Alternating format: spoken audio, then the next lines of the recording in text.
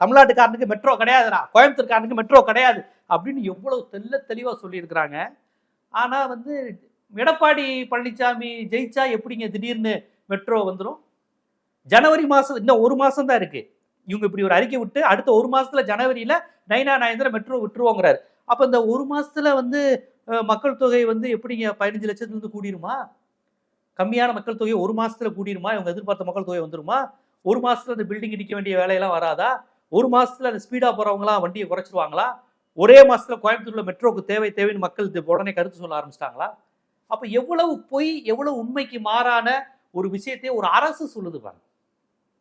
ஒரு கட்சியினர் அவங்க கவர்மெண்ட் சொல்லுது கோயம்புத்தூருக்கு தர முடியாதுன்னு ஓப்பனா சொல்லுது. அது சொன்னதெல்லாம் பொய். கோயம்புத்தூர்ல மக்கள் தொகை குறைவு, தொழில் அப்படி ஒன்றும் மக்கள் தேவைப்படல, மெட்ரோவே கோயம்புத்தூருக்கு தேவைப்படல, இப்படியெல்லாம் கதை சொல்லி அவங்க நிப்பாட்டிட்டாங்க. தமிழ்நாட்டுக்காரங்க நிதி கிடையாது.